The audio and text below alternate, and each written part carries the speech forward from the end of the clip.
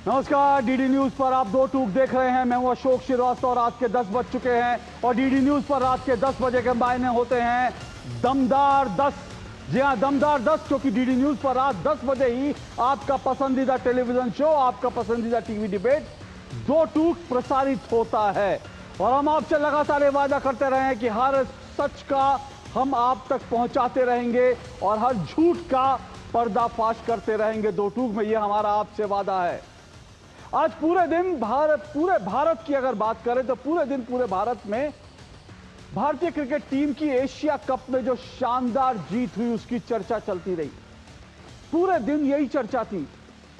और साथ साथ प्रधानमंत्री नरेंद्र मोदी ने भारतीय टीम की जीत के बाद जिस तरह से ऑपरेशन सिंदूर की याद दिलाते हुए जो ट्वीट किया, उस ट्वीट की चर्चा थी।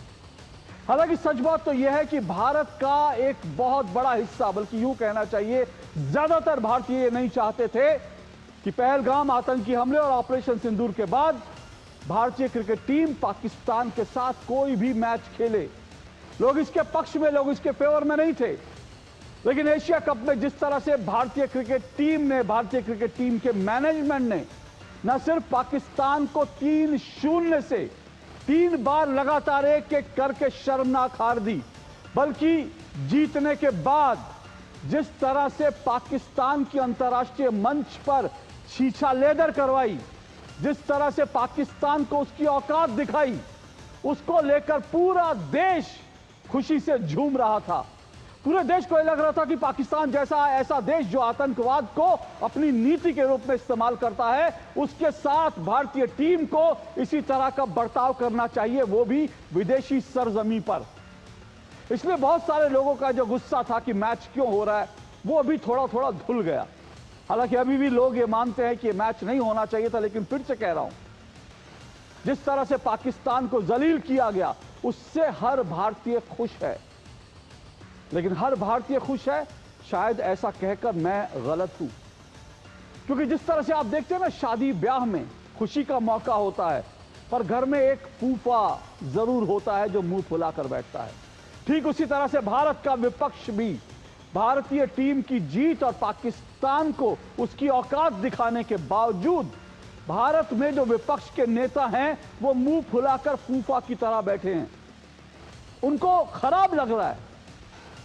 उनका बहाना यह है कि पाकिस्तान के साथ मैच क्यों खेला गया, लेकिन उन्होंने भारतीय टीम की जीत पर एक बधाई तक नहीं दी। और साथ साथ वो ये भी कह रहे हैं कि हमने जो पाकिस्तान के साथ क्रिकेट मैच खेल करके आतंकवाद के खिलाफ जो हमारी नीति है, हमने उसको कमजोर किया है। लेकिन क्या वास्तव में ऐसा है? क्रिकेट को लेकर जो कंट्रोवर्सी है उसको एक तरफ रख देते हैं, लेकिन क्या आपने आज यूपीए सरकार के दौर में, यूपीए सरकार की जो सरकार थी, उस सरकार में एक वरिष्ठ मंत्री रहे कांग्रेस के वरिष्ठ नेता पी चिदम्बरम का बयान सुना? पी चिदम्बरम ने आज बहुत बड़ा खुलासा किया है और आज दो टूक में हम उसी के इर्द गिर्द चर्चा करेंगे, क्योंकि पी चिदम्बरम ने जो आज बात कही है उससे एक बार फिर साबित हो जाता है कि आतंकवाद को लेकर कांग्रेस की जो सरकार थी, यूपीए की सरकार जो थी, वो सरेंडर मुद्रा में थी। आज राहुल गांधी सरकार पर आरोप लगाते हैं, नरेंद्र मोदी पर आरोप लगाते हैं सरेंडर होने का, आतंकवाद के सामने सरेंडर करने का। लेकिन सच तो यह है कि पी चिदम्बरम के खुलासे से साफ है कि अगर सरेंडर की नीति आतंकवाद के सामने, पाकिस्तान के सामने अगर किसी ने सरेंडर की नीति अपनाई थी तो वो और कहीं नहीं, वो यूपीए की सरकार थी, जिसके सर्वे सर्वा भले ही डॉक्टर मनमोहन सिंह थे, लेकिन वो सरकार सोनिया गांधी और राहुल गांधी के इशारे पर चलती थी। आज दो टूक में इसी पर हम चर्चा करेंगे। इससे पहले आगे बढ़े, आज का शीर्षक आपको बता देता हूं।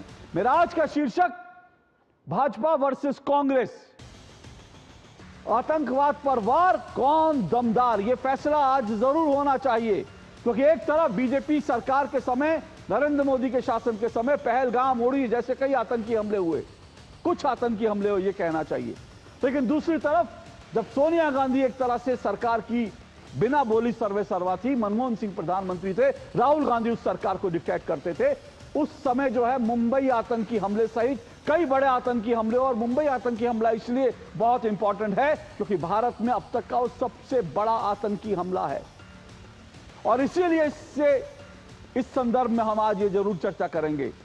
भाजपा वर्सेस कांग्रेस, आतंकवाद पर वार, कौन दमदार। इससे पहले कि आगे बढ़े, इस खबर को समझने के लिए आपको खबरदार दिखाता हूं। खबरदार में आज की जो बड़ी खबर है, इसके तमाम बिंदुओं को समझ लीजिए, उसके बाद आज की डिबेट को हम शुरू करेंगे। खबर क्या है समझिए, खबर की धार क्या है वो समझिए। 26/11 मुंबई आतंकी हमले को भारत में अब तक का सबसे बड़ा आतंकी हमला माना जाता है। सबसे बड़ा आतंकी हमला जो 3 दिन तक लगभग चला था। 166 लोग जो हैं उसमें जो है मारे गए थे। 2008 के इस आतंकी हमले के बाद तत्कालीन कांग्रेस सरकार ने पाकिस्तान पर कोई जवाबी स्ट्राइक नहीं की थी। ये रिकॉर्ड में है, सब जानते हैं, पाकिस्तान पर कोई जवाबी स्ट्राइक नहीं की थी। कांग्रेस सरकार ने क्यों आतंकी हमले का जवाब नहीं दिया, इसका खुलासा कांग्रेस नेता पी चिदम्बरम ने किया। पहले भी कई खुलासे हो चुके हैं और अब पी चिदम्बरम का एक ताजा बयान आया है। चिदम्बरम इस आतंकी हमले के बाद सोनिया गांधी के निर्देश पर गृह मंत्री बनाए गए थे। इसका खुलासा भी उन्होंने इंटरव्यू में किया कि वो बनना नहीं चाहते थे गृह मंत्री। उन्होंने मनमोहन सिंह को मना कर दिया था, लेकिन सोनिया गांधी का निर्देश था इसलिए वो बने। इससे आपको पता चलेगा कि दरअसल उस वक्त सरकार कौन चलाता था। मनमोहन सिंह को ना किया जा सकता था, लेकिन सोनिया गांधी को इनकार नहीं किया जा सकता, क्योंकि सरकार की सर्वे सर्वा सोनिया गांधी थी। चिदम्बरम ने एक निजी चैनल को दिए इंटरव्यू में कहा कि वो खुद चाहते थे पाकिस्तान को जवाब दिया जाए। चिदम्बरम का कबूलनामा है कि वो चाहते थे, जब वो गृह मंत्री बने तो वो चाहते थे कि पाकिस्तान को जवाब दिया जाए, लेकिन विदेशी दबाव और विदेश मंत्रालय की सलाह के बाद मनमोहन सिंह सरकार ने पाकिस्तान को कोई जवाब नहीं दिया। विदेशी दबाव शब्द का इस्तेमाल, अमेरिका का हस्तक्षेप का इस्तेमाल किया है। चिदम्बरम के इस ताजा बयान से यह साफ हो गया है कि पाकिस्तान के सामने और आतंकवाद के सामने सरेंडर दरअसल किसने किया। आज दो टूक में इसी पर चर्चा करेंगे। अगर कांग्रेस सरकार ने, बात को यकीन रखिएगा, अगर कांग्रेस सरकार ने पाकिस्तान को मुंबई आतंकी हमले का जवाब दिया होता तो आज हालात कुछ और होते। अगर जिस तरह से उड़ी, पहलगाम और तमाम चीजों पर जवाब दिया गया, उसके बाद स्थिति कुछ और होती। आज चिदम्बरम के बयान से फिर साबित हो गया कि मनमोहन और मोदी सरकार में आतंकवाद के खिलाफ कौन सही है, किसकी कार्रवाई जो है प्रभावशाली है, कौन दमदार है। आज दो टूक में इसी पर चर्चा करेंगे। इससे पहले आगे बढ़े, चिदम्बरम का बयान भी आपको सुनवाता हूं और आपको यह भी सुनवाता हूं कि जब भारत में आतंकी हमले होते हैं तो प्रधानमंत्री नरेंद्र मोदी की तरफ से क्या रिस्पांस होता है, और जब 26/11 का मुंबई आतंकी हमला हुआ उस वक्त जो है रिस्पांस क्या था, उस वक्त के प्रधानमंत्री मनमोहन सिंह का रिस्पांस क्या था, वो भी आपको सुनवाऊंगा। और ये भी सुनवाऊंगा कैसे 26/11 आतंकी हमले के बाद सीधा पाकिस्तान को कांग्रेस की तरफ से क्लीन चिट दी गई थी। ये सुनिए, उसके बाद आज की डिबेट को हम शुरू करेंगे।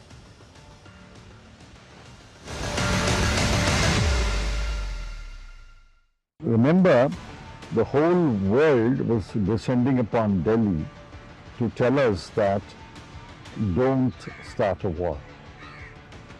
For example, Condoleezza Rice, who was the then Secretary of State, flew in 2 days or 3 days after I took over to meet me and the Prime Minister and to say, please don't react. I said, this is a decision which the government will take. Without disclosing any official secret. Yes, sir. It did cross my mind that we should do some act of retribution. I did discuss it with the Prime Minister and other people who matter. And apparently the Prime Minister had discussed this even when the attack was going on. I don't know. I can only surmise. And the conclusion was largely influenced by the NEA and the IFS that we should not physically react to the situation.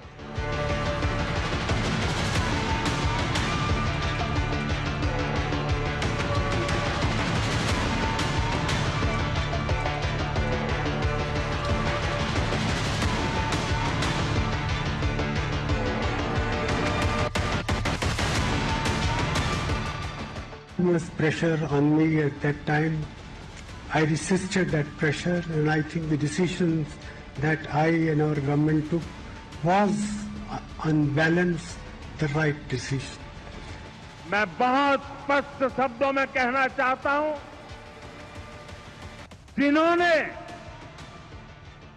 ये हमला किया है, उन आतंकियों को और इस हमले की साजिश रचने वालों को उनकी कल्पना से भी बड़ी सजा मिलेगी। सजा मिलकर के रहेगी। अब आतंकियों की बची खुची जमीन को भी मिट्टी में मिलाने का समय आ गया है। Nowhere in this book or nowhere in Mr. Mushrif's book you will see the involvement of the Pakistani terrorists in 26/11. Bharat की सेनाओं ने पाकिस्तान में आतंक के ठिकानों पर, उनके ट्रेनिंग सेंटर्स पर सटीक प्रहार किया। आतंकियों ने सपने में भी नहीं सोचा था कि भारत इतना बड़ा फैसला ले सकता है। लेकिन जब देश एकजुट होता है, नेशन फर्स्ट की भावना से भरा होता है, राष्ट्र सर्वोपरि होता है,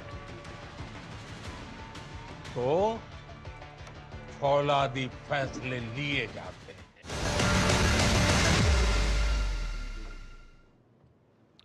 तो एक वो दौर था जब आतंकी हमले होते थे तो पाकिस्तान को क्लीन चिट देकर हिंदू आतंकवाद की थ्योरी जो है गढ़ी जाती थी, और दूसरी तरफ एक वो दौर है जब पाकिस्तान पर जो है आतंकी हमले के बाद सर्जिकल स्ट्राइक होती है, एयर स्ट्राइक होती है। पाकिस्तान में आतंकी ठिकानों को ध्वस्त किया जाता है। वहां की जो एयर जो उनकी स्ट्रिप हैं, वहां पर भारत जो अचूक निशानेबाजी करता है और पाकिस्तान सहम जाता है। दोनों में अंतर तो साफ है, लेकिन आज चिदम्बरम के बयान के बाद इस पर चर्चा जरूरी है। मेरे साथ चार मेहमान आज जुड़ रहे हैं। आइए चारों मेहमानों का परिचय करवा देता हूं। मेरे साथ प्रदीप भंडारी जुड़े हैं, बीजेपी के राष्ट्रीय प्रवक्ता हैं प्रदीप भंडारी जी। मेरे साथ तहसीन पूनावाला जुड़े हैं, राजनीतिक विश्लेषक है तहसीन पूनावाला जी। अशोक यादव जी मेरे साथ जुड़े हैं, समाजवादी पार्टी के प्रवक्ता हैं अशोक यादव जी। और रोहित सिंह मेरे साथ जुड़े हैं, रोहित सिंह जी राजनीतिक विश्लेषक है। चारों मेहमानों का बहुत बहुत शुक्रिया और स्वागत। प्रदीप भंडारी और तहसीन पूनावाला, मैं चाहता हूं 1.5 मिनट आप दोनों को दूंगा। और आतंकवाद पर वार, कौन दमदार कौन जोरदार, कंटेक्स्ट जो है आज चिदम्बरम का बयान है और पूरा डिटेल्स आप जानते हैं उसी संबंध में, और उसके बाद आज की डिबेट को मैं ओपन करूंगा। तहसीन पूनावाला जी 1.5 मिनट आपके। अशोक जी, आपके शो में शिरकत करने का मौका मिला इसलिए आपका शुक्रगुजार हो। कांग्रेस की और यूपीए की सरकार ईमानदार है। उन्होंने कहा कि क्या क्या अंतर्राष्ट्रीय प्रेशर्स थे उन पर, जिसके कारण उन्होंने 26/11 के बाद वो युद्ध में नहीं किए। मुझे ये लगता है, मैं इस बात पे इत्तेफाक नहीं करता हूँ, भारत पे सबसे बड़ा हमला था पार्लियामेंट अटैक 13 दिसंबर को, और 13 दिसंबर को के बाद हमने ऑपरेशन पराक्रम किया। आदरणीय वाजपेयी जी प्रधानमंत्री थे, और सबसे ज्यादा भारतीय सैनिक अगर शहीद हुए पीस टाइम में, वो उस बिल्टअप के बाद जब विड्रॉ हो रहे थे सोल्जर्स तभी हुए थे। किसी ने अटल जी को गद्दार नहीं कहा। अटल जी लाहौर भी गए थे, बस में गए थे, मिला हमें कारगिल, उसके बावजूद उन्होंने राष्ट्रपति मुशर्रफ को भारत के अंदर बुलाया। इसी के अलावा आदरणीय प्रधानमंत्री जी पाकिस्तान गए थे। हर प्रधानमंत्री ने कोशिश की है, पहल की है कि पाकिस्तान के साथ किसी तरह से एक समझौता हो, पीस हो। प्रधानमंत्री बिना न्योता के गए, बिना एजेंडा के गए, बिना नतीजे के, किसी ने प्रधानमंत्री जी पे कोई आरोप नहीं लगाया। इसके बाद आदरणीय प्रधानमंत्री जी ने आईएसआई को, उस कातिलाना आईएसआई को पठानकोट में बुलाया। आईएसआई जो आज तक भारत में कदम नहीं रख सकते, आदरणीय प्रधानमंत्री ने बताया। किसी ने प्रधानमंत्री को कुछ कहा नहीं, लेकिन बार बार ये एक परसेप्शन बनाना कि सिर्फ कांग्रेस ही पाकिस्तान की मदद करती है, ये कहीं ना कहीं बीजेपी के एजेंडा पे प्ले करना है, और बीजेपी एक चाहती है कि ये चीज हो। इसलिए मैं कह रहा हूं कि वर्तमान में बीजेपी इतने प्रेशर में कि अब जो एशिया कप हुआ है, जो भारत ने जीता, हम सबको भारत पे गर्व है, भारतीय क्रिकेट टीम पे 35 करोड़ रुपए पाकिस्तान क्रिकेट बोर्ड और मोहसिन नकवी को दिया। वो मोहसिन नकवी जो भारत पे परमाणु हथियारों से हमले करना चाहता था, ये सरकार ने उनको 35 करोड़ रुपए दी, जबकि बीसीसीआई को कोई पैसा नहीं मिला। इसलिए ये इस चीज छुपाने के लिए ये सारी बातें बीजेपी निकाल रही और एजेंडा चेंज करने का कोशिश कर रही है। ओके तहसीन जी, आपके 1.5 मिनट रिस्पॉन्ड कीजिए। प्रदीप जी जो है वो कह रहे हैं कि भाई कांग्रेस ने कभी किसी को उंगली नहीं उठाई, लेकिन आप लोग बार बार एजेंडा बनाते हैं और पाकिस्तान क्रिकेट टीम की मदद भी करी आपने। अशोक जी, देश का बच्चा बच्चा 4 लाइनें कह रहा है, टीम इंडिया ने चटाई पाकिस्तान को धूल, कांग्रेस के सीने में चुबा सुलगता हुआ शूल, पाकिस्तान के लिए कांग्रेस के दिल में है फूल, इसीलिए टीम इंडिया को बधाई देना गई भूल। ऐसा क्यों होता है अशोक जी कि जब भी देश एकजुट पाकिस्तान के खिलाफ होता है, कांग्रेस के राहुल गांधी और कांग्रेसी देश के खिलाफ खड़े होते हैं। ऑपरेशन सिंदूर के पराक्रम में पूरा देश हमारी सेना की वाहवाही कर रहा था। राहुल गांधी ने क्या पूछा, कितने जहाज गिरे? 26/11 आतंकवादी हमले के बाद में पूरा देश जो है वो चाह रहा था कि हिंदुस्तान पाकिस्तान को मुंहतोड़ जवाब दे। पी चिदम्बरम ने खुलासा कर दिया कि वो खुद चाह रहे थे कि पाकिस्तान को मुंहतोड़ जवाब देना चाहिए। ये रही शिवशंकर मेनन की किताब चॉइसेस, जिसमें शिवशंकर मेनन कहते हैं कि वो भी चाह रहे थे कि पाकिस्तान के अंदर मुंहतोड़ जवाब देना चाहिए। तो इन सबके ऊपर शक्ति गांधी वाड्रा परिवार की थी, जो चाहती नहीं थी कि पाकिस्तान के खिलाफ मुंहतोड़ जवाब दिया जाए। पाकिस्तान के खिलाफ कब कांग्रेस पार्टी ने कुछ कहा है? कांग्रेस पार्टी के स्टैंड को ऑफिशियली पाकिस्तानी आर्मी अपने प्रेस कॉन्फ्रेंस में इस्तेमाल करती है। ये लोग ऐसे लोग हैं कि जो हमारे इंडियन क्रिकेट कैप्टन को औकात जैसे शब्द का प्रयोग इनके अलायंस पार्टनर जो पूर्व में थे वो आम आदमी पार्टी वाले करते थे। तो ऐसा क्यों होता है कि कांग्रेस हमेशा पाकिस्तान को कवर फायर देती है अशोक जी? और कब कांग्रेस पार्टी ने यूपीए के समय में पाकिस्तान में चींटी भी मारी? चींटी तक नहीं मारी। और अब पी चिदम्बरम ने स्पष्ट कर दिया इन सबके पीछे गांधी वाड्रा परिवार है। मतलब गांधी वाड्रा परिवार प्रो इंडिया नहीं, प्रो पाकिस्तान परिवार है। ओके तहसीन जी, देखिए दो चीजें हैं। तस्वीर भी देख लीजिएगा। हाँ, जी तहसीन जी, देखिए दो इंपॉर्टेंट बातें हैं। आपने कहा, एक तो आप ठीक है, आप ये कह सकते हैं कि भाई हमने मैच क्यों खेला, ये सब चीजें, ये सब डिबेट चल रही है। दूसरी बात, आपने कुछ इतिहास गिनाया, लेकिन मैं आपको एक छोटा सा बताऊं, एक छोटा सा इतिहास आपको बताता हूं। जब बाकायदा मुंबई आतंकी हमला हुआ था, तब उस वक्त जो है लाल कृष्ण आडवाणी विपक्ष के नेता थे। संसद में उनका बयान बताऊं क्या था? उनका संसद में बयान था, मेरा कर्तव्य है कि गृह मंत्री के साथ मिलकर के और सारे सदन का शोक और पीड़ा प्रकट करूं। इतना बड़ा कांड हुआ है, जिस बहादुरी से हमारे जवानों ने मुकाबला किया है, वो जो है उसके लिए हम जवानों की तारीफ करते हैं और हम साथ में खड़े हैं सरकार के। और वो बाकायदा कौरवों पांडवों का एक किस्सा सुनाते हैं आडवाणी जी, और कहते हैं कि जब कौरवों पांडवों के ऊपर जब बाहर से कोई आक्रमण हुआ, तब पांडवों ने कहा कि हम भले ही 100 हैं, लेकिन इस वक्त हम 105 होंगे, क्योंकि हम मिलेंगे, ताकि बाहरी ताकत से हम पहले लड़ लें। लेकिन इस वक्त जब ऑपरेशन सिंदूर पर आप राहुल गांधी, कांग्रेस, इमरान मसूद, तमाम नेताओं के बयान उठा के देख लीजिए। किसने कहा कि हम सरकार के साथ खड़े? किसने कहा कि हम जो हैं देश के साथ खड़े हैं और इनका पाकिस्तान का मुंह तोड़ जवाब देना चाहिए? और दूसरी बात, इस पूरे कंटेक्स्ट में सबसे इंपॉर्टेंट बात यही है कि आखिर पाकिस्तान को जवाब क्यों नहीं दिया गया? जी, दो चीजें इसमें, क्योंकि आपने 26/11 की बात की और मेरे भाई प्रदीप ने यासीन मलिक की तस्वीर दिखाई। उसी यासीन मलिक ने उसी एफिडेविट में ये कहा था कि आदरणीय स्वर्गवासी प्रधानमंत्री अटल बिहारी वाजपेयी जी ने उनको वीजा दिया था, पासपोर्ट दिया था, सॉरी माफी चाहता हूं, पासपोर्ट दिया था। और क्योंकि ये यासीन मलिक को पासपोर्ट देने वाले अटल जी थे, लेकिन ये तस्वीर इस तरह से उठाई गई। दूसरी चीज, क्योंकि 26/11 में आपने आडवाणी जी का जिक्र किया और उन्होंने जिन लोगों ने शहादत दी उनके बारे में बात की, उसमें से एक मेरे मित्र हेमंत करकरे थे, जिन्होंने शहादत दी। हेमंत करकरे के वहां जब ऑपरेशन चला था, आदरणीय प्रधानमंत्री, वर्तमान प्रधानमंत्री, उस वक्त के गुजरात के मुख्यमंत्री उनके घर पर गए थे, प्रेस कॉन्फ्रेंस किया था और उन्होंने सुरक्षा पर और उन्होंने सारे ऑपरेशंस पर, सरकार पर पॉलिटिक्स की। आदरणीय नरेंद्र मोदी जी जब ऑपरेशन चला था, वे हेमंत करकरे जी के घर पे 1 करोड़ का चेक लेकर गए थे। हेमंत करकरे मेरे मित्र थे, शहीद हुए इस देश के लिए। और प्रज्ञा ठाकुर जो इनके मेंबर ऑफ पार्लियामेंट थी, उन्होंने कहा कि हम उनको श्राप देते कि वो मेरे श्राप की वजह से वो मरे हैं, और उनको किसी कमेटी से निकाला नहीं गया। आदरणीय प्रधानमंत्री ने कहा था मैं हृदय से उनको नहीं निकालूंगा, वो एमपी बनी, बीजेपी ने उनका टिकट कैंसिल नहीं किया, उस वक्त वो कंटेस्ट करेगी। मुद्दे की बात पर आते हैं, देखिए अलग अलग सरकार अलग अलग तरीके से रिएक्ट करती है। आप अगर ये तस्वीर दिखा रहे हैं कि मनमोहन सिंह जी पाकिस्तान के क्रिकेटर्स से हाथ मिला रहे थे, तो मैं दोबारा से बता दूं, पहलगाम में आईडी चेक करते, पैंट उतार कर, कलमा पढ़ाकर मारा गया, और उनको परमाणु हथियारों से मारने वाले, एनकरेज करने वाले मोहसिन नकवी पीसीबी के चीफ, ये सारे स्टेटमेंट्स आपको पता था। ये कि हमारी महिलाओं को पाकिस्तानी क्रिकेटर्स और आर्मी बंधक बनाएंगे, सोमनाथ मंदिर को तोड़ेंगे, ये सारे पहले के स्टेटमेंट्स है। इसके बावजूद आपने क्रिकेट टूर्नामेंट को नहीं दिया। बैक स्टेजेस तस्वीर आए कि क्रिकेटर्स मोहसिन नकवी के साथ हाथ मिला रहे। हम क्रिकेटर्स के खिलाफ नहीं है, हम आपके खिलाफ है कि आपने 35 करोड़ रुपए पाकिस्तान को दिए और उससे हर गेंद के बदले एक गोली आएगी, उस गोली पे प्रदीप भाई, अशोक भाई, मेरा नाम लिखा होगा। दिक्कत आपकी ये है, जो गलती कांग्रेस ने की वही गलती आप कर रहे हो, लेकिन आपका अहंकार है, आप कह रहे हैं एक लास्ट लाइन अगर आप दे दें, एक लास्ट लाइन।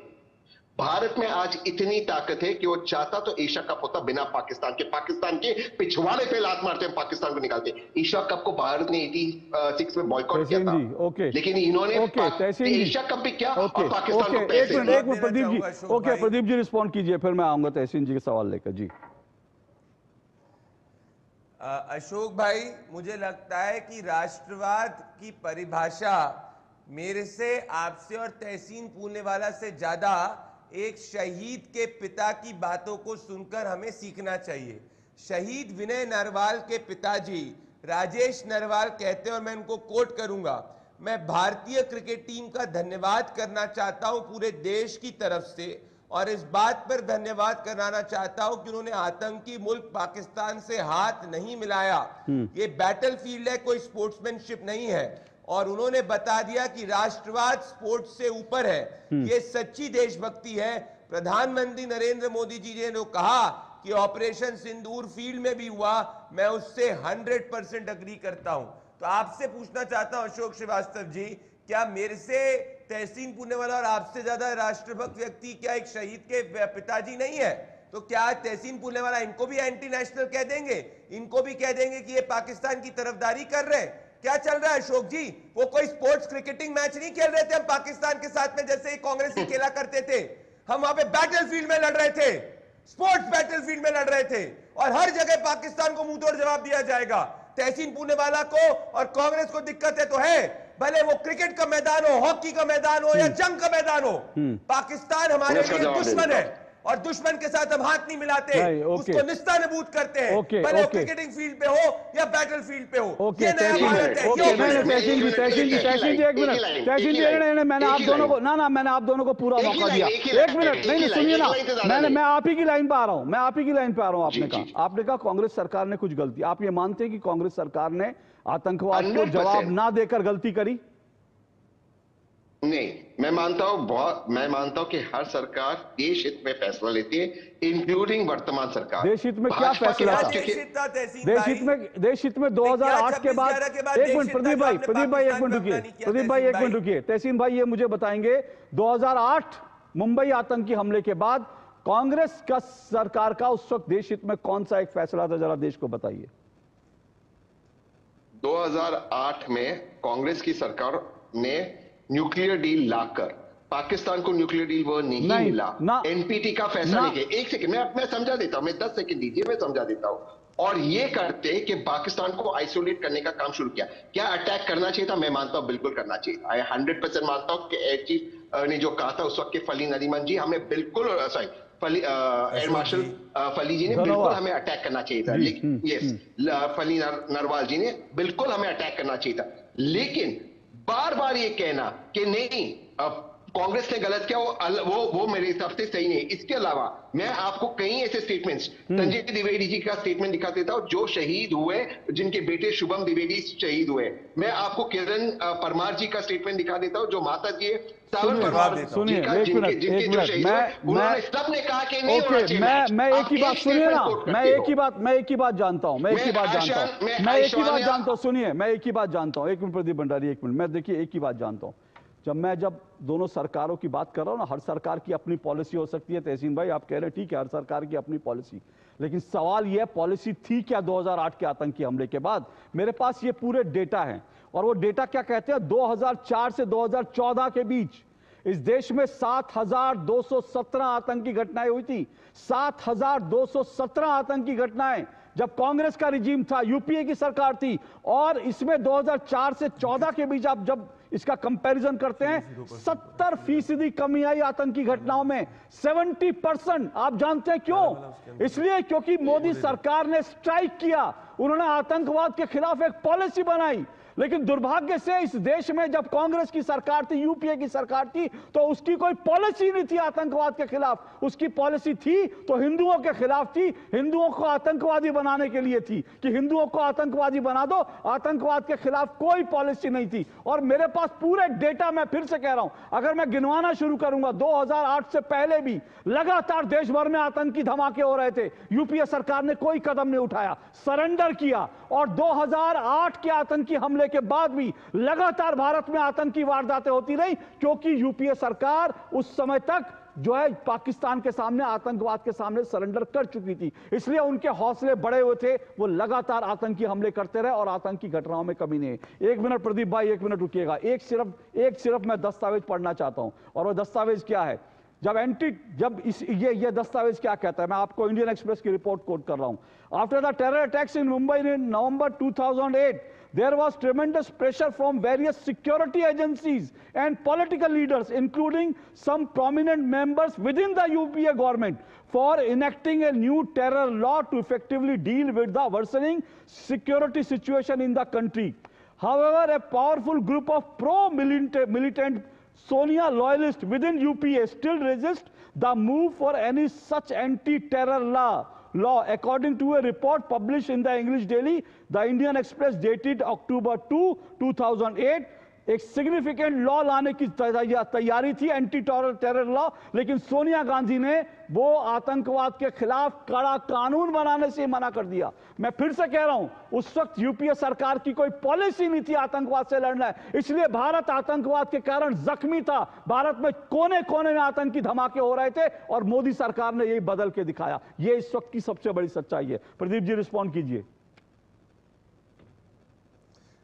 नागालैंड दीमापुर में बॉम्बिंग होती है, कांग्रेस सरकार कोई एक्शन नहीं लेती। दिल्ली के अंदर बॉम्ब ब्लास्ट होता है, कांग्रेस पार्टी कोई एक्शन नहीं लेती। बनारस के अंदर बॉम्ब ब्लास्ट होता है, कांग्रेस पार्टी कोई एक्शन नहीं लेती। मुंबई में ट्रेन धमाके होते हैं, कांग्रेस पार्टी कोई एक्शन नहीं लेती। मालेगांव में ट्विन ब्लास्ट हो जाता है, कांग्रेस पार्टी कोई एक्शन नहीं लेती। समझौता एक्सप्रेस के अंदर टेरर अटैक, बॉम्बिंग होती, कांग्रेस पार्टी कोई एक्शन नहीं लेती। हैदराबाद मॉस्क के बाहर अटैक हो जाता है, कांग्रेस पार्टी कोई एक्शन नहीं लेती। हैदराबाद में 2 ब्लास्ट हो जाते हैं, कांग्रेस पार्टी एक्शन नहीं लेती। जयपुर में बॉम्बिंग हो जाती, कांग्रेस पार्टी कोई एक्शन नहीं लेती। अहमदाबाद में बॉम्बिंग हो जाती, कांग्रेस पार्टी कोई एक्शन नहीं लेती। दिल्ली में सीरियल ब्लास्ट हो जाते, कांग्रेस पार्टी कोई एक्शन नहीं लेती। पुणे में सीरियल ब्लास्ट हो जाता है, बॉम्बिंग होती, कांग्रेस पार्टी कोई एक्शन नहीं लेती। बनारस में वापस से बॉम्बिंग होती, कांग्रेस पार्टी कोई एक्शन नहीं लेती। 26/11 हो जाता है, कांग्रेस पार्टी कोई एक्शन नहीं लेती। हैदराबाद में ब्लास्ट हो जाता है, कांग्रेस पार्टी कोई एक्शन नहीं लेती। चेन्नई में ब्लास्ट हो जाता है, कांग्रेस पार्टी कोई एक्शन नहीं लेती। तो कांग्रेस पार्टी क्या कर रही थी? मैं बताता हूं क्या कर रही थी पॉलिसी। बाटला हाउस के आतंकवादियों के लिए सोनिया गांधी जी के मन में आंसू आ रहे थे, ये मैं नहीं कह रहा, सलमान खुर्शीद जी कह रहे थे। इनकी पॉलिसी थी आतंकवादियों को वोट बैंक के नाम पे क्लीन चिट दो। तभी 26/11 को ऑन रिकॉर्ड इन्होंने आरएसएस की साजिश कहा था। अशोक जी, मैं वापस से पूछना चाहता हूं, 26/11 आतंकवादी हमले के बाद ऐसी कौन सी विवशता थी कि P Chidambaram home secretary NSA के कहने के बावजूद कांग्रेस पार्टी ने कि सरकार ने पाकिस्तान पे हमला नहीं किया? सोनिया गांधी नहीं चाहती थी कि पाकिस्तान पे हमला हो, इसीलिए मैं इनका गांधीवाड़ा परिवार की देशभक्ति को क्वेश्चन करता हूं। ओके, बहुत जल्दी से मैं बाकी मेहमानों के पास जाऊंगा, इसीलिए मैं तहसीन जी, सवाल यह है कि पी चिदम्बरम कह रहे हैं कि मैं चाहता था, ठीक है, उस वक्त के होम सेक्रेटरी कह रहे हैं वो चाहते थे, उस वक्त सेना चाहती है, सेना कह रही थी हम चाहते हैं कि जवाब दिया जाए। फिर कौन सी ताकतें थी जो रोक रही थी सरकार को जवाब देने से, और कौन लोग थे जिन्होंने सरेंडर कर दिया उस वक्त? वही ताकतें जो कह रही थी कि पठानकोट के अंदर आईएसआई को नहीं आने दी, तब भी उस आईएसआई को बुलाया गया। वही ताकतें जो कह रही थी कि नागालैंड का जो अकॉर्ड आदरणीय प्रधानमंत्री ने कहा मीडिया के सामने 3 दिन में आगे करेंगे, हम उसको पब्लिक कीजिए। वही ताकतें, मैं वही कह रहा हूं, वही ताकतें, वही डीप स्टेट होगा। आप मुझे बताएं, वही ताकतें होगी कि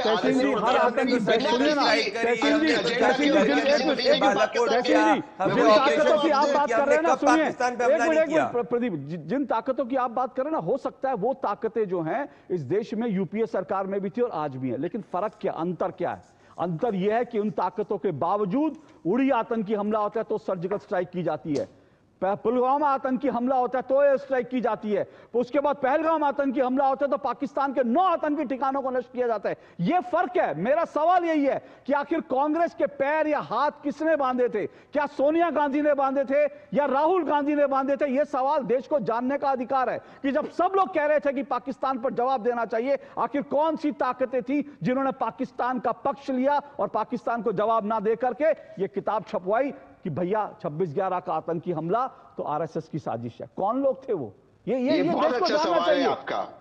ये बहुत अच्छा सवाल है आपका। ये जो किताब आप पकड़े अशोक जी, ये किताब का उद्घाटन कृपा शंकर सिंह नाम के एक व्यक्ति ने किया, जो आज भाजपा के सम्मानित सुनिए, नेता है।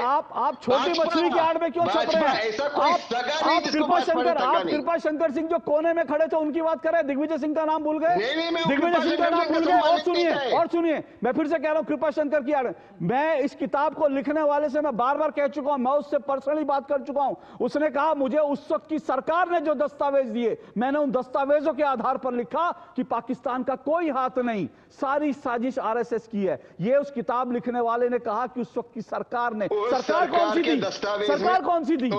सरकार बताना पड़ेगा मुझे, क्या सरकार कौन सी थी? बिल्कुल सही कह रहे हैं हाँ, आप बिल्कुल उसमें भी मत जाइए, सही कह रहे थे। उसमें भी मत जाइए। ओपन चैलेंज कहना चाहता हूं अशोक जी, प्रदीप जी, उसमें भी मत जाइए। एक ओपन चैलेंज उसमें भी मत जाइए। अरे एक मिनट, उसमें भी मत जाइए।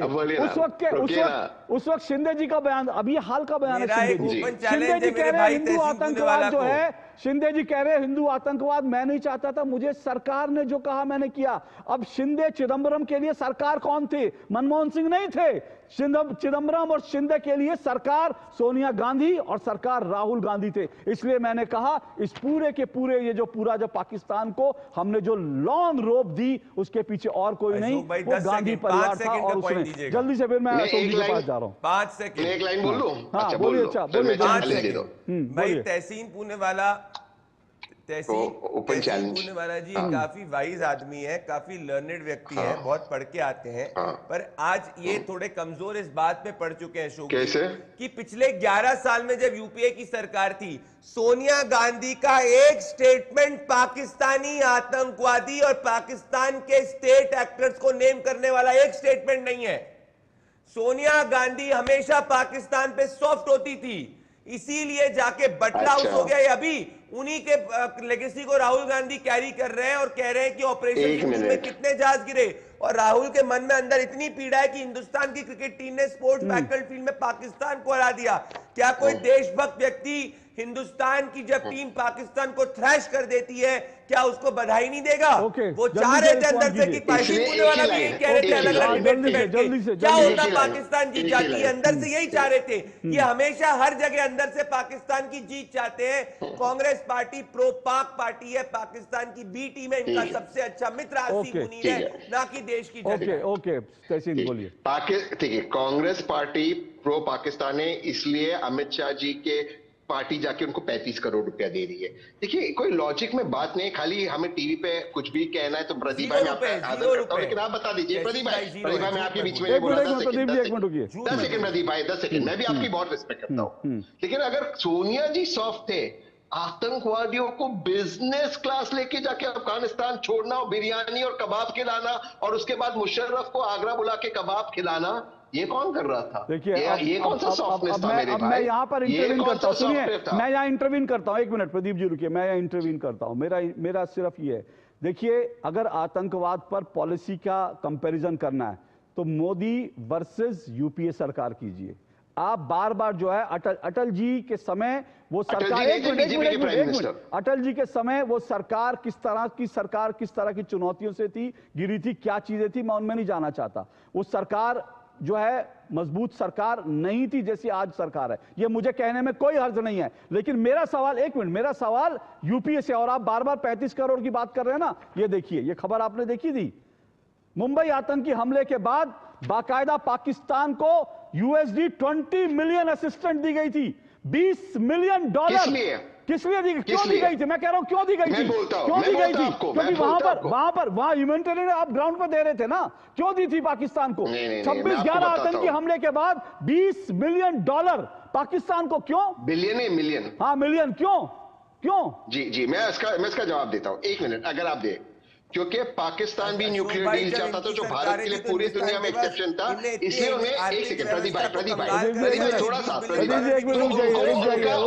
उनका थर्मल प्लांट के लिए असिस्टेंट दिया गया था, थर्मल प्लांट के लिए नहीं दिया था सर, थर्मल प्लांट के लिए नहीं दिया था, सुनिए, थर्मल प्लांट के लिए नहीं दिया था, ये फ्लड रिलीफ में दिया था। मेरा सवाल ये, मुंबई जैसे आतंकवादी हमले के बाद लगातार भारत सरकार, मनमोहन सिंह सरकार डोजियर पर डोजियर दे रही थी और पाकिस्तान उन डोजियर को उठा के कूड़ेदान में फेंक, उसके बाद भी हम उनको असिस्टेंट दे रहे हैं फ्लड रिलीफ के लिए, जबकि हमको पता है वो पैसा आतंकवादियों के जेब में जाएगा। इसलिए मैं कह रहा हूं सरकार को, अगर आप कंपैरिजन करना है, आज की सरकार का कंपैरिजन बहुत जरूरी है। लेकिन आप रुकिए, दोनों रुकिए, मुझे एक ब्रेक लेना है, मैं ब्रेक के बाद बाकी दो मेहमानों के पास भी आऊंगा। लेकिन फिर से कह रहा हूं, ये देश को सुनना जानना चाहिए, इतनी जल्दी भूल नहीं जाना चाहिए 2008 के बाद इस देश में क्या हुआ, किस तरह से घुटने टेक दिए गए आतंकवाद के सामने, जिसका परिणाम हमने उस वक्त भी भोगा और ये आज भी हम भोग रहे हैं। अगर उसी समय मुंह तोड़ जवाब दिया होता तो शायद पाकिस्तान आज कहीं ज्यादा कमजोर होता। एक छोटे से ब्रेक के बाद आ रहा हूं।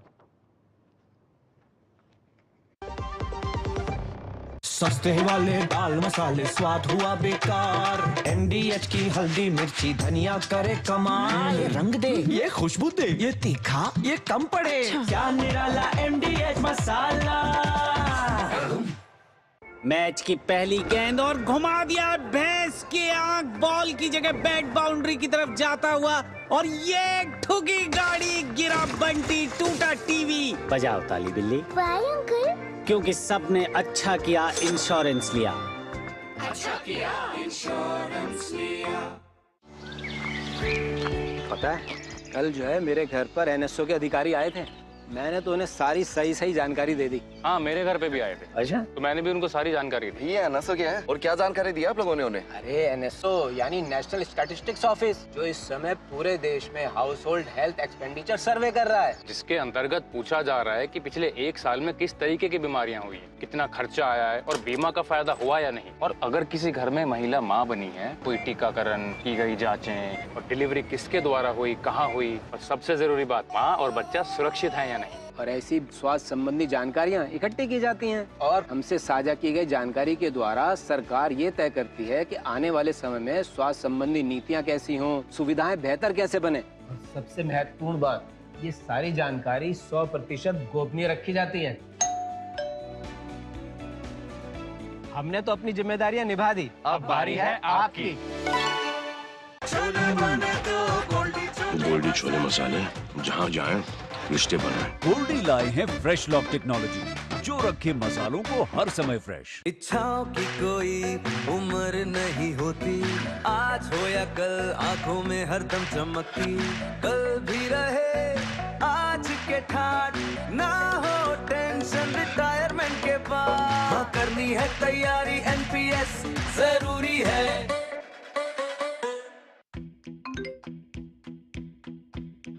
आपको कई मैसेजेस आएंगे, गेट रिच क्विक ग्रुप्स का हिस्सा बनाएंगे, डबल रिटर्न्स की गारंटी देकर विश्वास दिलाएंगे। ये नकली है या असली, बाहर फर्क पहचाने। कुछ इन्फ्लुएंसर्स रोज नए वीडियोस बनाएंगे, अमीर बनने के शॉर्टकट्स बताएंगे, बड़े बड़े सपने दिखाएंगे, ये गलत है या सही। भारत फर्क पहचानेगा और बनेगा देश इन्फॉर्म्ड इन्वेस्टर्स का। An investor awareness initiative by SEBI. दादी के हाथों का जादू और खुशबू से महकता घर, MDH गरम मसाला, असली मसालों से भरा हूँ मैं, क्योंकि हर रिश्ता है स्वाद से जुड़ा।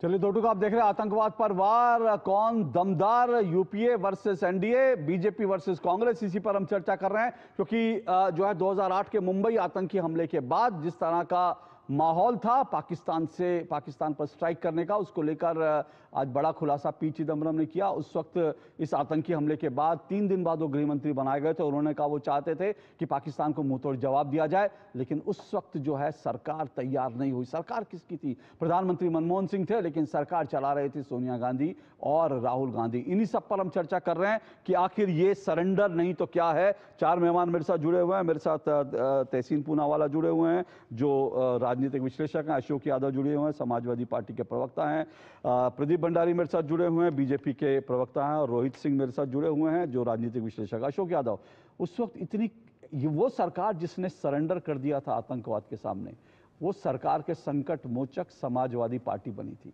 क्योंकि ये मत भूलिए कि उस वक्त भी समाजवादी पार्टी जो है सदन में तीसरी सबसे बड़ी पार्टी थी जैसे आज, लेकिन तीसरी सबसे बड़ी पार्टी बनकर क्या किया, एक कमजोर सरकार को जो आतंकवाद के सामने जिसने घुटने टेके उसको सपोर्ट किया। अशोक जी, सबसे बड़ी बात है कि उस दौरान कि हम लोग बात कर रहे हैं उसमें जो लश्कर, आपकी आवाज थोड़ा ठीक करिए, आपकी आवाज कुछ कट रही है जी, बोलिए। हेलो, हाँ, मेरी आवाज नहीं आ रही है? आपकी आवाज कट कट के आ रही है, फिर भी हम कोशिश करते हैं सुनने का, बोलिए। अशोक जी, मैं 26 के हमलों में जो आतंकी की जो नहीं, आपका ऑडियो ठीक नहीं है। मैं कोशिश करता हूं, मैं आपके पास आऊं। रोहित सिंह, मैं आपका ऑडियो ठीक कराते हैं। रोहित सिंह, सवाल यह है कि क्या आतंकवाद को लेकर के जिस तरह की सिचुएशन आपने दोनों सरकारों का कंपैरिजन करेंगे, क्या कहेंगे आप? देखिए, कांग्रेस पार्टी आतंकवादियों को अपनी गोदी में खिला रही थी या कांग्रेस पार्टी आतंकवादियों के गोदी में खेल रही थी, दोनों बात बराबर है। देश में 2004 से 2014 तक डॉक्टर मनमोहन सिंह जी देश के प्रधानमंत्री रहे। उनके ऊपर सुपर प्राइम मिनिस्टर के रूप में, यूपीए की अध्यक्ष के रूप में श्रीमती सोनिया गांधी जी काम कर रही थी। चिदम्बरम जी गृह मंत्री रहे, वित्त मंत्री रहे, सुप्रीम कोर्ट के बड़े वकील रहे। उनका लड़का भी अभी तमिलनाडु से लोकसभा का सदस्य है कांग्रेस के टिकट पर। और चिदम्बरम जी जब उतने वर्षों के बाद ये कह रहे हैं कि विदेश मंत्री ने अनुमति नहीं दिया पाकिस्तान पर कार्रवाई करने का, तो कहीं ना कहीं इस बात को तो स्वीकार करना होगा ना कि कांग्रेस पार्टी के अंदर लीडरशिप क्राइसिस था। गवर्नमेंट में डॉक्टर मनमोहन सिंह जी जो अब दुनिया में नहीं हैं, उनके प्रति श्रद्धांजलि व्यक्त करते हुए मैं कह रहा हूं कि किम कर्तव्य विमूढ़ की स्थिति में खड़े थे। सोनिया गांधी जी कोई निर्णय नहीं होने देना चाहती थी। राहुल गांधी सरकार को कहीं और खींच के ले जा रहे थे। उस सरकार को चलाने में महत्वपूर्ण भूमिका में लुंगी बांध के रिमोट से लालू यादव थे। तो सारे अनडेमोक्रेटिक लोग, जिनको देश के लोकतंत्र में बाबा साहब अंबेडकर जी के दिए हुए संविधान में ना तो कोई निष्ठा थी, ना देश के संस्थानों के प्रति कोई प्रतिष्ठा थी, वो लोग देश को विभाजनकारी शक्तियों के गोदी में ढकेल रहे थे। लेकिन उससे क्या मिलेगा? अब मिला कांग्रेस को। सवाल मेरा आज सोचे कि भाई आप अटैक ना करके किसका हित आप साध रहे थे? आप सही पूछ रहे हैं। कांग्रेस को क्या मिला? कांग्रेस को 2014 में देश की जनता ने बाहर किया सत्ता से, 2019 में बाहर किया, 2024 में बाहर किया, 2029, 34, 39, 44, 49, 54, 59, 64, 79, 74, 79, 84, 89, 94 हर सरकार में बाहर रखेगी। मैं आपको बता देता हूं, जिस प्रकार से अमेरिका में वर्ल्ड ट्रेड सेंटर को इस्लामिक टेररिज्म ने गिराने का काम किया और उसके बाद 2004 से 2014 तक कांग्रेस पार्टी की सत्ता देश में बनी, हमारे देश भारत में, और जिस प्रकार से आतंकवाद भारत में पला, पनपा, फूला, सोनिया गांधी जी के संरक्षण में, राहुल गांधी जी के सहयोग से देश की जनता आजिज आ गई।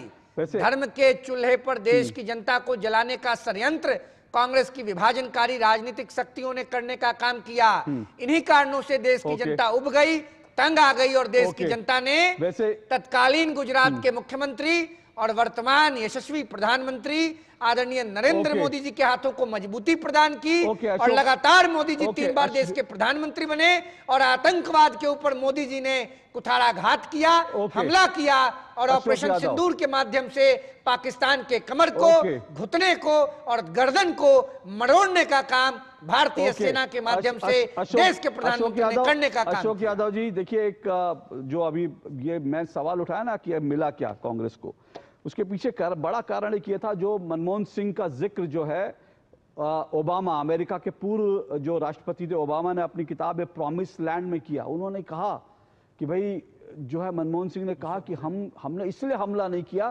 क्योंकि उससे भारत का मुसलमान जो है वो नाराज हो जाता, कम्युनल डिवाइड हो जाता। मतलब आतंकवाद का जवाब देने के लिए आप ये कहना चाह रहे हैं कि भारत के, अगर आप पाकिस्तान को जवाब देते तो भारत का मुसलमान जो है वो नाराज हो जाता। ये कहकर तो आप भारत के मुसलमानों की तौहीन कर रहे हैं अशोक यादव।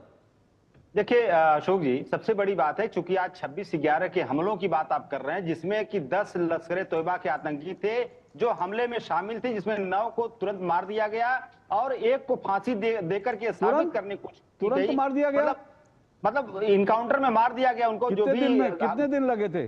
2-3 दिन चला था, 2-3 दिन ऑपरेशन चला था, उसमें मार दिया गया। तुरंत मत कहिए सर। जी जी। और एक आतंकी जो था कसाब, उसको भारतीय संविधान और भारतीय न्यायपालिका के जो द्वारा उसको फांसी दी गई और देश के संविधान और देश की सरकार ने साबित किया किसी भी हीनियस क्राइम के आतंकवादी को हमारे देश की न्यायिक व्यवस्था फांसी भी दे सकती है।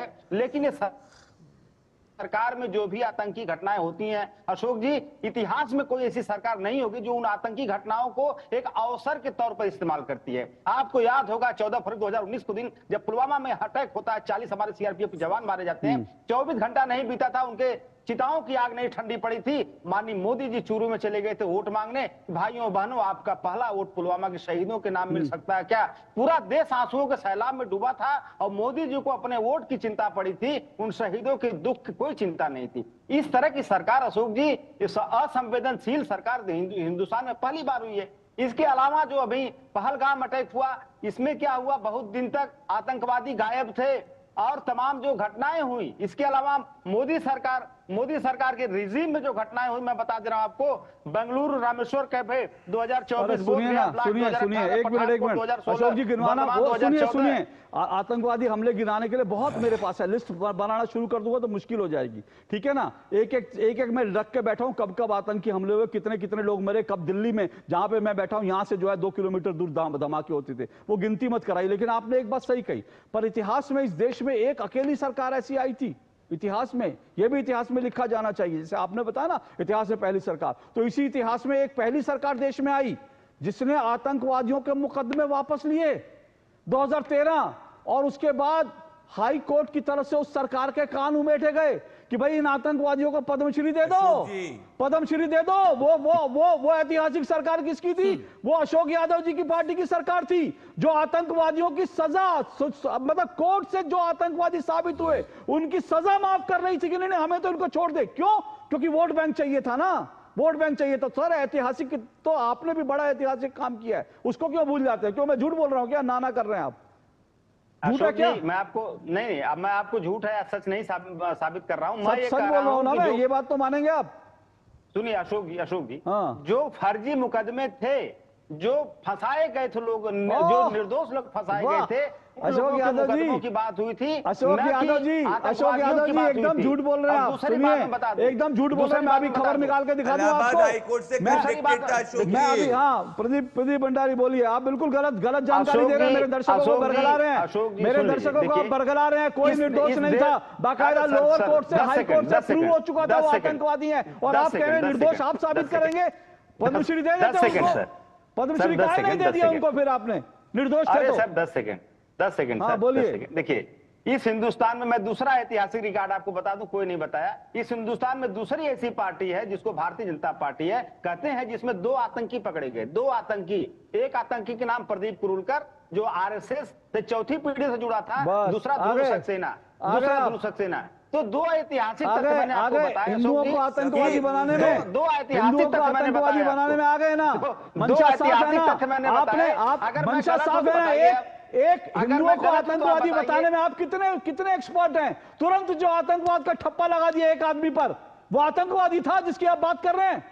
कमाल कर रहे हैं, मतलब हिंदुओं को आतंकवादी ठहराना है ना, यही तो पूरा का पूरा आप लोगों की साजिश थी अशोक यादव जी, ये पूरी की पूरी आप लोगों की यही तो साजिश थी कि भारत के हिंदुओं को आतंकवादी बता दो। यही साजिश तो आप लोग कर रहे थे, हिंदुओं को आतंकवादी बताने का। प्रदीप कुरुलकर, ध्रुव सक्सेना पाकिस्तान का ध्रुव सक्सेना एजेंट था, ध्रुव सक्सेना एजेंट था, उसको सरकार ने पकड़ा, आतंकवादी नहीं था, आतंकवादी नहीं था, एजेंट था। हिंदुओं को आतंकवादी मत बताइए, एजेंट में और आतंकवादी में फर्क होता है।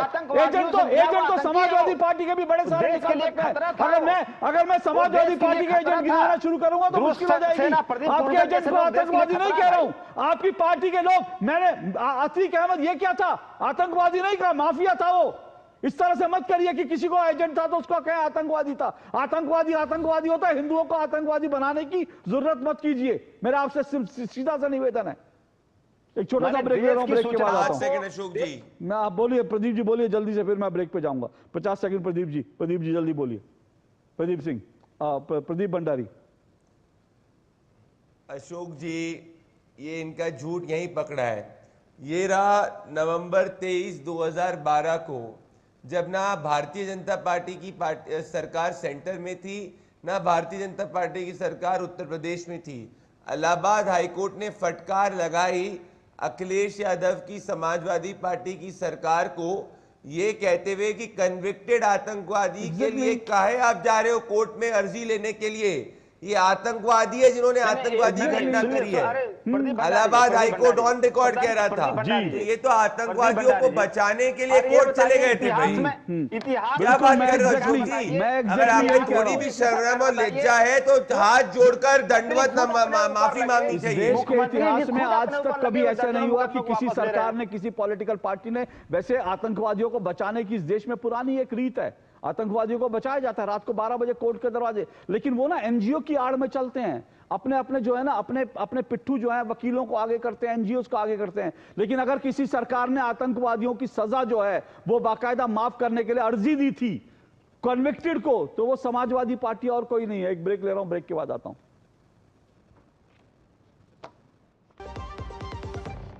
बस बस बस। इतने टाइट बजट में नई गाड़ी, ईएमआई कैसे भरेंगे? बिना टेंशन के। मतलब? इस जीएसटी बचत उत्सव ना गाड़ियां हुई सस्ती। 1500 सीसी तक की कार पर 70,000 रुपए तक की बचत, यानी अब कार लेना और भी आसान। हर घर खुशहाली, जीएसटी बचत उत्सव वाली। गोल्डी छोले मसाले, जहाँ जाए रिश्ते बनाए। गोल्डी लाए हैं फ्रेश लॉक टेक्नोलॉजी, जो रखे मसालों को हर समय fresh. A golden opportunity for those making outstanding contributions to animal husbandry. The National Gopal Ratna Award 2025 will honor dairy farmers, AI technicians and dairy cooperative societies nationwide for adopting innovative technological practices. Selections will be made in 3 categories: dairy farmer, dairy cooperative and AI technician. Special awards will be given to winners from the Northeast region and Himalayan states in each category to encourage and promote dairy development activities. Apply now. The application window is open from August 15 to September 30th, 2025. Visit www.awards.gov.in or your nearest common service center to submit your nomination. Celebrate your hard work with a national award. मेरी पसंद, मेरी पसंद, मेरी पसंद, मेरी पसंद, हमारी पसंद, हम सबकी पसंद। मजबूत देश का मजबूत सरिया हो गया स्टील। ये विशाल है ना, इसका सब प्रॉपर चलता है। कल उसके बैंक अकाउंट में 15,000 रुपए का फ्रॉड हुआ है, पता है? इसको तो कोई टेंशन ही नहीं होती है, देखना। टेंशन क्यों? मेरी कोई गलती नहीं थी। फिर भी फ्रॉड होने पर मैंने तुरंत बैंक को इन्फॉर्म कर दिया। आरबीआई कहता है अगर आपके अकाउंट से किसी ने धोखे से पैसे निकाले हैं तो बैंक को जल्द से जल्द इन्फॉर्म कीजिए। 3 दिन के अंदर इन्फॉर्म किया तो कोई नुकसान नहीं होगा। जितना लेट करोगे उतना ज्यादा नुकसान। और सुन, सब चलता नहीं है, प्रॉपर चलाना पड़ता है। आरबीआई कहता है जानकार बनिए, सतर्क रहिए। ये अपन का आंटी मैरी है।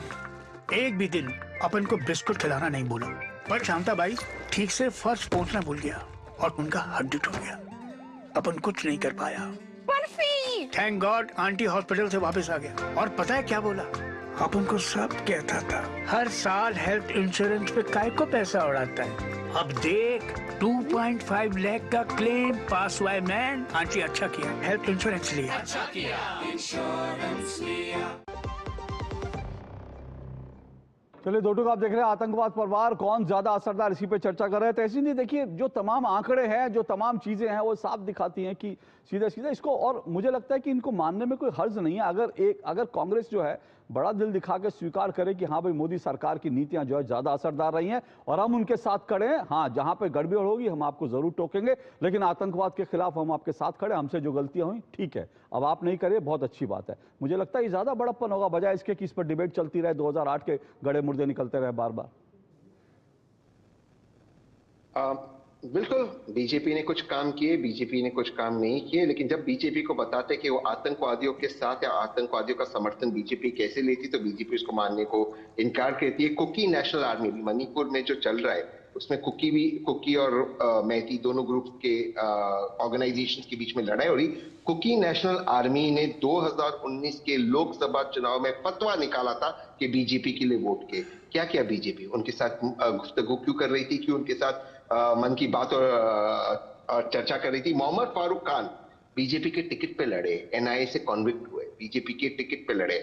आसाम में बीजेपी का लीडर फंडिंग लेता हुआ पकड़ा गया, लाइफ इम्प्रिजन मिला एनआईए द्वारा। क्या हम तो बीजेपी भी क्या कुकी नेशनल आर्मी को आतंकवादी संगठन मानते हैं हम?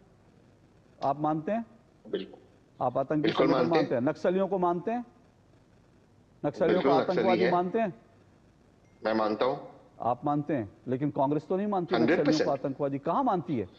स्वर्गवासी प्रधानमंत्री मनमोहन सिंह जी ने कहा था कि भारत को सबसे बड़ी समस्या नक्सलियों से, जिसको वर्तमान सरकार ने खत्म किया है। मनमोहन सिंह ने कहा था, और यही पी चिदम्बरम थे जिन्होंने कहा था अगली बार कोई आतंकी हमला नक्सली करेंगे, कोई हमला करेंगे तो हम उन पर हेलीकॉप्टर से जो है प्रहार करेंगे। लेकिन यूपीए सरकार ने वो भी आइडिया डिरेल कर दिया, और उस समय जो यूपीए सरकार थी वो नक्सलियों के सामने गिड़गिड़ाती थी कि भाई हमसे बात कर लो, अपनी शर्त बताओ। ऐसे बहुत सारे बयान है रोहित सिंह। मैं ऐसे आपको कई उदाहरण दिखा सकता हूं। नक्सलियों के साथ वर्तमान सरकार ने भी समझौता किया है और उनको मेन स्ट्रीम में लाया है। उसमें समझौता करते मेन स्ट्रीम में लाने में कोई गलत बात नहीं। बीजेपी सरकार बोलिए। कांग्रेस पार्टी की जो नीति है वो एक मोबाइल में डुअल सिम वाली है। एक तरफ हाँ सुनिए ना, काहे घबरा रहे हैं? एक मोबाइल में डबल सिम, एक तरफ पाकिस्तान के प्रति सॉफ्ट कॉर्नर और एक तरफ देश की जनता से छल और प्रपंच करना। पाकिस्तान को देश की आज़ादी के 78 वर्षों के इतिहास में अगर किसी राष्ट्र नायक ने कड़ा सबक सिखाया है तो उस यशस्वी जननेता का नाम आदरणीय प्रधानमंत्री नरेंद्र भाई मोदी जी है। न सिर्फ पाकिस्तान की सीमा में घुसकर पाकिस्तान के कमर, घुटना और गर्दन को तोड़ने का काम आदरणीय प्रधानमंत्री जी ने किया, वहीं दूसरी ओर भारतीय खिलाड़ियों ने कल एशिया कप पर विजय श्री अर्जित कर पाकिस्तान के खिलाड़ियों को मिट्टी में मिला दिया और पाकिस्तान क्रिकेट बोर्ड के अधिकारी के द्वारा पुरस्कार न लेकर पाकिस्तान को अंतर्राष्ट्रीय स्तर पर पीछे धकेलने का काम किया। पाकिस्तान मुर्दाबाद था, मुर्दाबाद है और मोदी जी के नेतृत्व में मुर्दाबाद रहेगा। 30 सेकंड प्रदीप जी। प्रदीप भंडारी। अशोक जी ये वीडियो मैं आपको दिखाना चाहता हूँ। ये आतंकवादी हाफिज सईद का है। ये हाफिज सईद, ये आतंकवादी कह रहा था कि उसने कांग्रेस पार्टी के साथ गुफ्तगू करी। तो जिनको आतंकवादी बैक करे वो कभी भी ये बात को नहीं मान पाएंगे कि भारतीय क्रिकेट टीम ने पाकिस्तान को मुंह तोड़ जवाब दिया स्पोर्ट्स बैटलफील्ड में, वैसे ही जैसे हमारे जवान जंग के मैदान पे पाकिस्तान को मुंह तोड़ जवाब देते हैं। सोनिया गांधी का एक स्टेटमेंट दिखा दीजिए, आदरणीय सोनिया गांधी जी का, जो पाकिस्तान के डीप टेरर स्टेट के खिलाफ है, जो ये कहे कि पाकिस्तान की सरकार आतंकवाद के जिम्मेदार है। एक स्टेटमेंट नहीं है। गांधी वाड्रा परिवार पाकिस्तान को हमेशा संरक्षण देता है, यही सच्चाई अब पी चिदम्बरम भी कह रहे हैं जो शिवशंकर। मेरे पास समय इतना है, लेकिन मैं ये भी बता दूं, जब 2008 की बात होती है तब ये भी नहीं भूलना चाहिए। खबरें ये कहती हैं कि जब आतंकी हमला हुआ उसके बाद राहुल गांधी दिल्ली के एक फार्म हाउस में पार्टी के मूड में थे। मैं नहीं कह रहा हूँ, खबरें कह रही हैं। आतंकी हमले के बाद अगर आप पार्टी के जश्न में माहौल रहेंगे तो फिर सरकार कैसे पाकिस्तान को जवाब देगी, कैसे आतंकवाद को जवाब देगी, आतंकियों को जवाब देगी? ये सारे सवाल हमारे सामने हैं, इन पर चर्चा चलती रहेगी। आज के लिए इतना ही। सभी मेहमानों का शुक्रिया। कल आपसे मुलाकात होगी। नमस्कार।